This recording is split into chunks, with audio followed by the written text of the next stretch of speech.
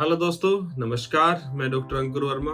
आज हम बात करेंगे एक और कॉमन प्रॉब्लम जिसको कि पाइल्स कहते हैं। पाइल्स या फिर बवासीर। ये बड़ी कॉमन प्रॉब्लम है। ये आजकल ज्यादा क्यों हो रही है? क्योंकि हमारा लाइफस्टाइल ऐसा हो गया है, क्योंकि हमारा खाना पीना ऐसा हो गया है। हम एक्सरसाइज बहुत कम करते हैं। हम टॉयलेट में फोन लेके जाते हैं, मैगजीन लेके जाते हैं, अखबार लेके जाते हैं और उसे आधा घंटा तक पढ़ते रहते हैं या मोबाइल देखते रहते हैं, जिससे नीचे के रास्ते बड़ा जोर पड़ता है। और खाने पीने के हैबिट्स जैसे कि फ्राइड फूड हैं, ज्यादा तला भुना जो हम खाना खाते हैं, और फाइबर रिच फूड नहीं खाते, जैसे कि सैलेड नहीं खाते, तो उन केसेस में क्या होता है, हमारे जो लैट्रिन के रास्ते में एक वेनस या फिर खून की नसें जिसे बोल सकते हैं, वो सूज के बाहर आ जाती है। इसको हम पाइल्स बोलते हैं या फिर बवासीर बोलते हैं। जनरली पाइल्स की ब्लीडिंग पेनलेस होती है। पेनलेस मतलब जनरली इनकी ब्लीडिंग में पेन नहीं होता। बट हाँ, अगर आपको पेन है तो हमें और कोजेस भी देखने होते हैं, क्योंकि पेन का कोजेस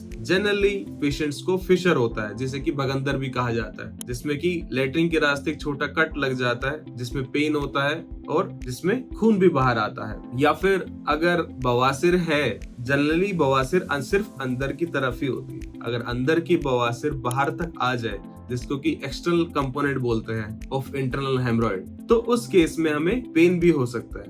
जब भी आपको ऐसी कोई प्रॉब्लम हो कि खून आ रहा है या खून के साथ दर्द हो रहा है, आपको इधर उधर नहीं जाना है। आपको एक जाके सर्जन से सलाह लेनी है, क्योंकि हम बहुत सारी एडवर्टीजमेंट देखते हैं कि एक टीके में जड़ से खत्म, या फिर कोई बंगाली बाबा का एडवर्टीजमेंट देखते हैं। तो मेरे पर्सनल ओपिनियन में आपको ऐसी जगह नहीं जाना है। आपको एक ऐसी जगह जाना है जहाँ पे बवासीर के ऑपरेशन या बगंदर के ऑपरेशन रेगुलरली होते हो। तो अब बात करते हैं इसका इलाज कैसे किया जाता है। देखिए, बवासीर की 4 ग्रेडिंग बोलते हैं, जो हमारी मेडिकल साइंसेस में डेफिनेशन है। ग्रेड 1, 2, 3, 4।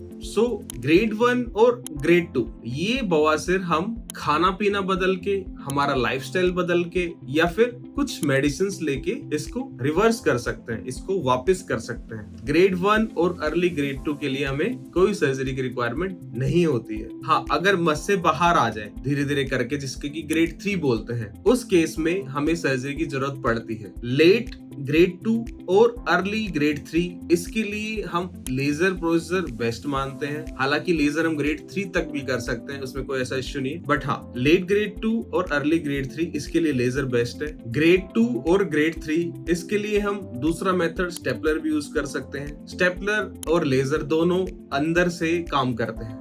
ये एनल कैनाल ओटी के रास्ते के बाहर काम नहीं करते, इनसे अंदर की तरफ काम किया जाता है, लैट्रिन के रास्ते के अंदर की तरफ, जिससे पेशेंट को पेन नहीं होता। बेसिकली ये लेजर मेथड और स्टेपलर मेथड दोनों ही पेनलेस मेथड है। आप अपने डॉक्टर से जाके बात करेंगे तो वो आपको इनके दोनों के अलग अलग फायदे नुकसान समझाएंगे और उसके हिसाब से आप प्रोसीजर का सिलेक्शन करते हैं। ये सब प्रोसीजर्स में कोई पेन नहीं है, कोई चीरे नहीं लगते, कोई बाहर ऐसा कोई प्रॉब्लम नहीं होती, कोई लंबी ड्रेसिंग्स की रिक्वायरमेंट नहीं होती। हाँ, कुछ परसेंटेज केस आते हैं जिसमें कि हमें चीरा लगा के करना पड़ता है, जैसे कि जिसके बवासीर काफी टाइम से बाहर ही पड़े और वो सूज के नीले या काले पड़ गए हैं, जिसके अंदर ब्लड भर गया है, तो उस केस में हमें छोटा चीरा लेके वो खराब या ब्लड वाला हेमरॉइड निकालना ही पड़ता है। ये सिर्फ कुछ पेशेंट्स में ही होता है। 100 में से 1-2 पेशेंट ऐसे होते हैं जो कि नेग्लेक्टेड पेशेंट्स होते हैं, जो अपना ध्यान नहीं रख पाते, तो उन पेशेंट में ये मेथड यूज करना पड़ता है। Otherwise haemorrhoid is a totally painless procedure. अगर आप हेमरॉइड कराना है